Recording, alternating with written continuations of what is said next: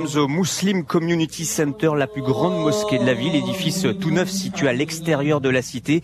Une grande salle de prière climatisée, 16 caméras de vidéosurveillance. Good afternoon. Hello.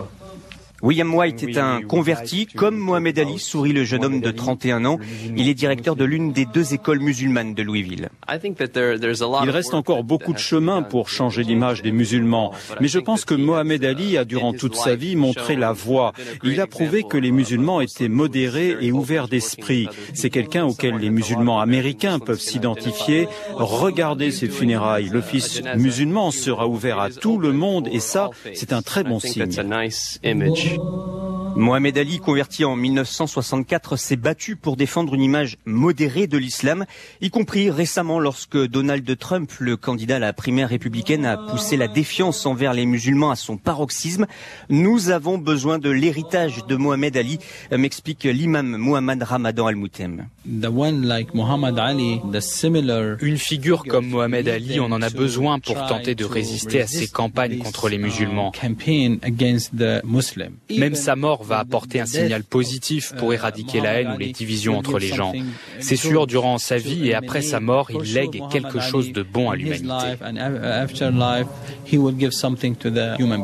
Et pour tous les musulmans que j'ai rencontrés ici, le message de Mohamed Ali, c'est une chance pour les États-Unis. Je m'appelle Abdourahmane Bari, je viens de la Guinée-Conakry. Je suis à Louisville depuis 2007. C'est une fierté d'avoir une personnalité comme Mohamed Ali, d'être un musulman. Ça fait un signe pour l'avenir dans ce pays. Et d'ailleurs, depuis plusieurs jours, les hommages interconfessionnels se succèdent à Louisville, preuve supplémentaire de l'incroyable impact de la disparition de Mohamed Ali ici. Mohamed Ali qui a su rassembler au-delà de la question religieuse, la preuve devant sa maison natale. Vous êtes allé, Jérôme? Oui, une petite maison repeinte en rose située au 3303 Grande Avenue en plein quartier noir de Louisville. Aujourd'hui transformée en musée, elle est devenue depuis ce week-end un lieu de pèlerinage où défilent des Noirs, des Blancs, des Métis. Bref, c'est toute l'Amérique qui rend hommage à son champion. Tout le monde aime Ali. Tout le monde. Les Noirs, les Blancs, les Rouges, les Marrons, les Jaunes. Tout le monde le vénère. Il a fait ce qu'il disait. Il a dit ce qu'il faisait. L'homme qui parle, c'est William, un habitant de Louisville. Plus loin, il y a Shade, un blanc qui se recueille devant la maison. C'était un homme universel. Il n'était pas seulement quelqu'un issu de la communauté noire. Il était bien plus que ça, un homme du monde, de toute l'humanité. Mohamed Ali est donc une figure qui rassemble tout un pays, et s'il y en a bien un qui peut en témoigner, c'est l'un de ses fils que vous avez rencontré en exclusivité pour France Info. Il s'appelle Assad Ali.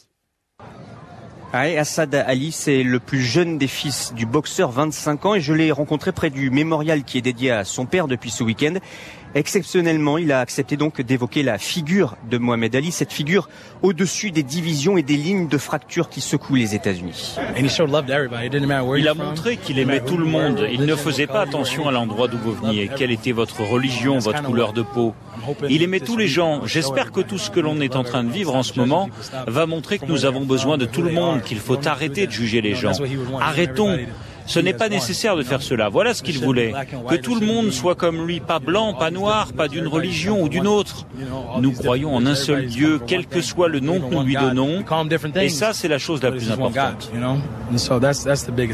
Et quand on lui demande si le souvenir de son père va servir de ciment à un pays qui s'interroge, par exemple, sur la place des musulmans, voici sa réponse. C'est vraiment difficile juste parce qu'il se passe tellement de choses en ce moment. J'espère que les gens verront que l'islam n'est pas une religion violente. Mon père a montré ce qu'était le vrai visage des musulmans, la paix. Les gens disent beaucoup de choses et voient les violences, mais ce n'est pas ça. Mohamed Ali, l'une des très rares figures qui fait et fera l'unanimité encore longtemps ici aux États-Unis. Et c'est aussi ça, le moment historique que l'on est en train de vivre. Jérôme Val, envoyé spécial de France Info à Louisville, aux États-Unis. Les funérailles se termineront demain. Certains invités ne sont pas encore connus, mais on sait déjà que l'ancien président américain Bill Clinton et le comédien Billy Crystal prononceront chacun une partie de l'oraison funèbre. Et l'acteur Will Smith, quant à lui, qui avait incarné Mohamed Ali au cinéma, portera le cercueil avec 7 autres personnes. France Info. 14h-17h.